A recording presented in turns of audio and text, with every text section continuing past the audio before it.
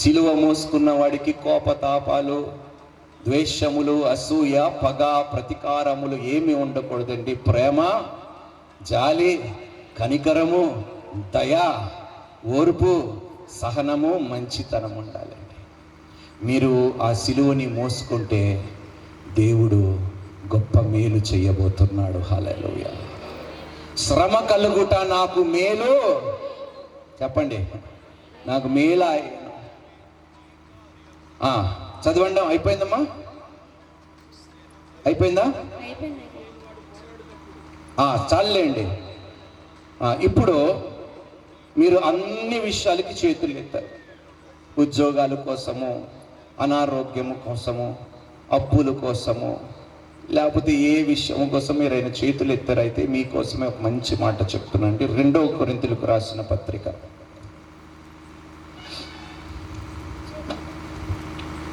ఎంతమందికి శ్రమలు ఉన్నాయండి?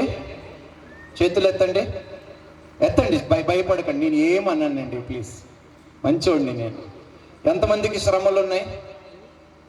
రైట్, చేతులు దించండి. 2 కొరింథీయులకు రాసిన పత్రిక 4వ అధ్యాయం 16 నుండి 18 వచనం. కావున మేము అధైర్యపడము, వినండి దేవుని ప్రియ సంఘమా, అధైర్యపడుతున్నారా? దేవుడు అంటున్నాడు అధైర్యపడద్దు. కావున మేము అధైర్యపడము,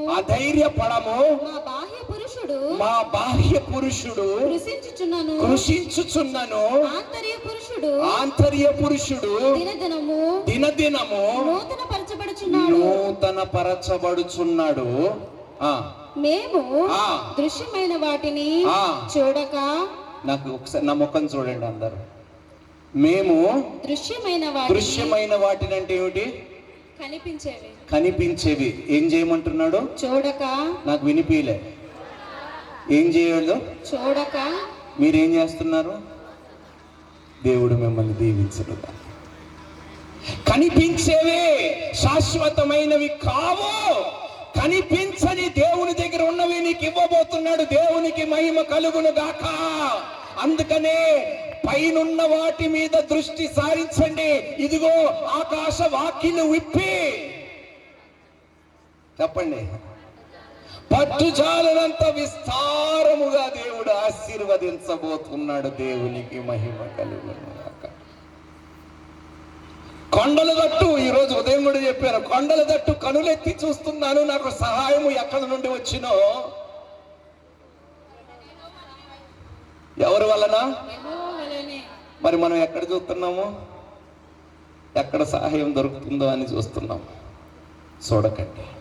కనిపించే మనుషుల మీద కాదు, కనిపించే పరిస్థితుల మీద కాదు, కనిపించే స్థితులు కాదు మీరు చూడవలసింది. ఆ గొప్ప దేవుణ్ణి చూస్తే మీరు నిజంగా మీ ఆత్మీయ నేత్రముతో ఈరోజు ఆ దేవుణ్ణి చూడగలిగితే, ఆయన దగ్గర గూఢమైన, రహస్యమైన, దాచబడిన సమస్తమును నీకు ఇవ్వటానికి సిద్ధముగా ఉన్నాడు. పొందుకోవటానికి మీరు సిద్ధంగా ఉన్నారా? అందుకనే అంటున్నాడు కనిపించే. చదవండి మరొకసారి ఆ మాట. మేము దృశ్యమైన వాటిని చూడక అదృశ్యమైన వాటిని నిదానించి చూచుచున్నాము కనుక క్షణమాత్రముండు మా చులకని శ్రమ. ఆగండి. ఇక్కడ శ్రమ పడుతున్న వారు ఒక్కసారి మళ్ళీ చేతులు ఎత్తండి. ఎత్తండి అయ్యగారు, మీరు ఎందాక ఎత్తారు, నేను చూశాను. మీ శ్రమ దేవుని దృష్టికి ఏంటి? చులకనగా. మరి మీరు దాన్ని ఎలా ఎంచుకుంటున్నారు? ఎలా ఎంచుకుంటున్నారు? పాస్టర్ గారు అయిపోయిందండి, వచ్చారండి, ఏడ్చారండి సంగతులు మీ దగ్గరికి. ఈసారి కొట్టండి ఒక్కొక్కరిని. యేసుక్రీస్తు అంటున్నాడు, మీ శ్రమ నా దృష్టికి చులకనమైనది. ఎందుకు మీరు దాన్ని అంత పెద్దగా చేసి చూస్తున్నారు? నాకన్నా మీ శ్రమని ఎందుకు ఎంచుతున్నారు గొప్పగా? అంత చేత కాని వాడిని అయిపోయినా మీ దృష్టికి ఆకాశములు, మహా ఆకాశములు నా అరచేతిలో కూడా పట్టజాలవు. అంత గొప్ప దేవుణ్ణి మీ స్థాయికి తీసుకొస్తారా అంటున్నాడు.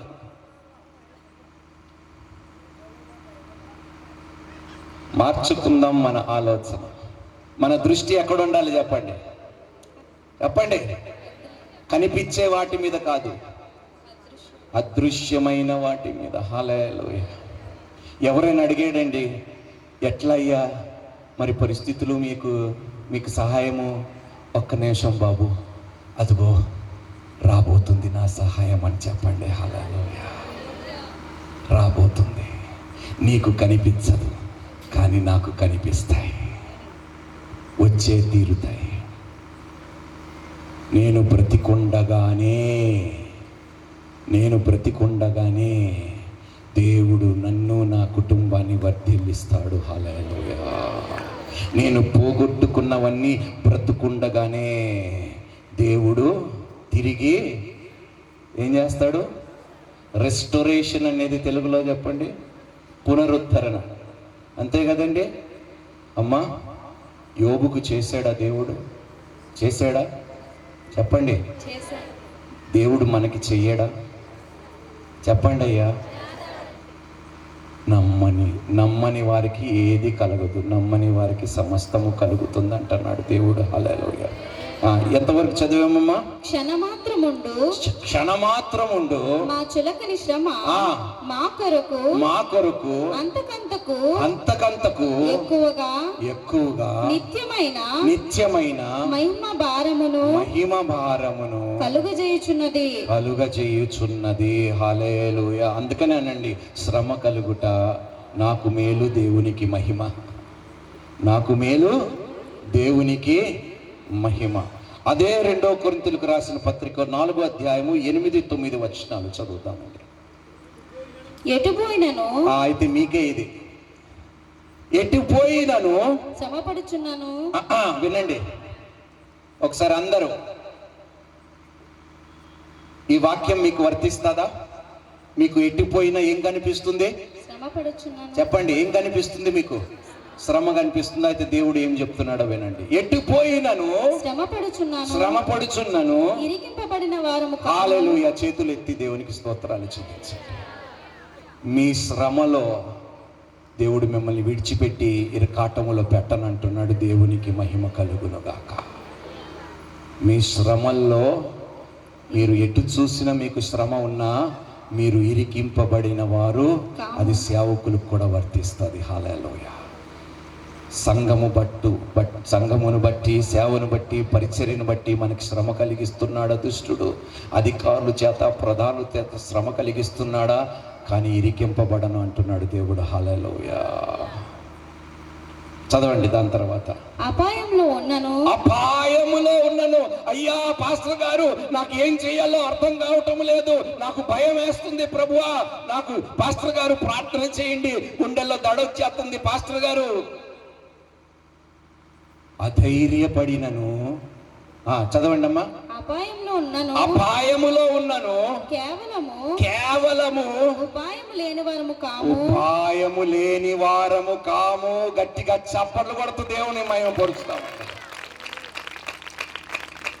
ఎలాంటి అపాయములో ఉన్న ఉపాయము ఇచ్చే దేవుడు మన దేవుడైన యేసుక్రీస్తు ప్రభువారు. హల్లెలూయా. అందుకనే అంటున్నానండి, భయపడటము మానేయండి, చింతించటము మానేయండి, దిగులు పడటము మానేయండి. దేవుణ్ణి నీ శ్రమలో మహిమపరచటము నేర్చుకోండి. హల్లెలూయా. చదవండి అమ్మా. తరమబడుచున్నాను. అయ్యా అప్పుల వారు నన్ను తరుముతున్నారయ్యా, నా పుట్టింటి వాళ్ళు నన్ను తరుముతున్నారు, నా శత్రువులు నన్ను తరుముతున్నారు, ఇదిగో నా పొరుగు వారు నన్ను తరుముతున్నారు. దిక్కులేని వారము కాము. దేవునికి మహిమ కలుగును గాక. హల్లెలూయా. తరమబడుచున్నామా? భయపడకండి. దిక్కులేని వారిగా దేవుడు మనల్ని విడిచి పెట్టడు.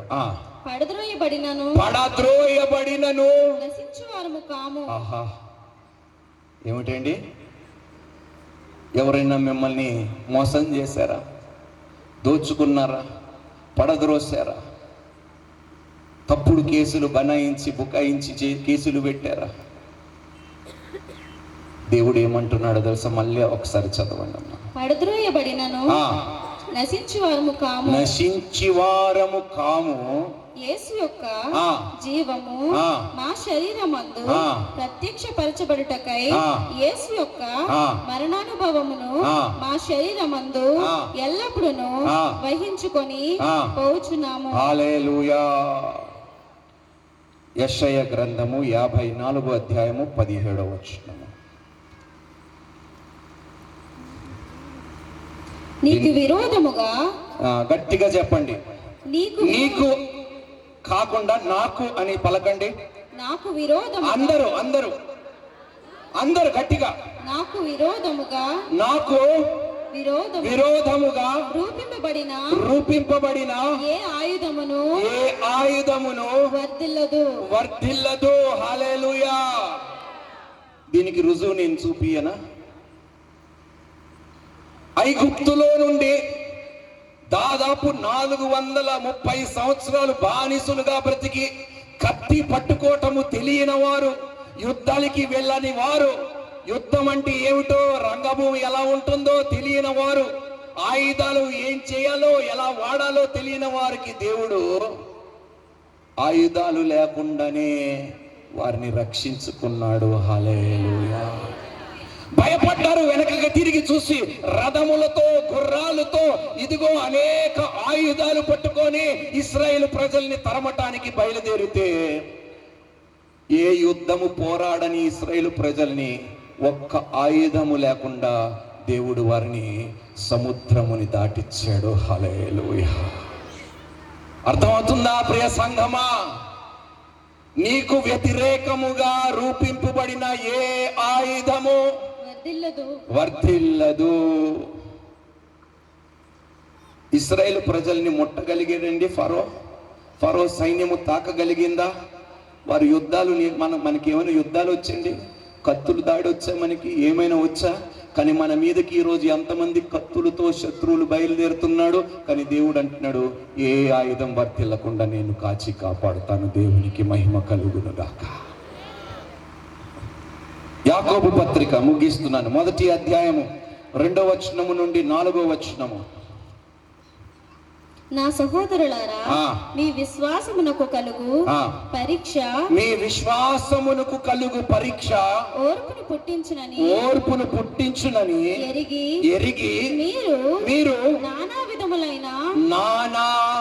విధములైన ఒక్కసారి చూడండి. నానా విధములైన శోధనలలో పడినప్పుడు అది మహా ఆనందమని ఎంచుకొనిడి. హల్లెలూయా.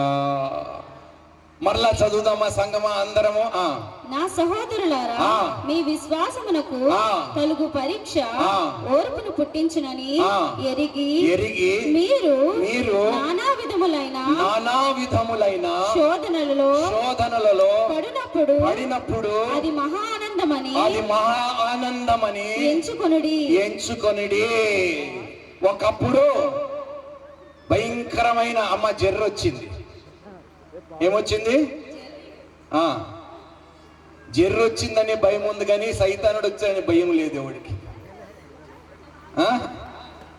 అంతే కదండి.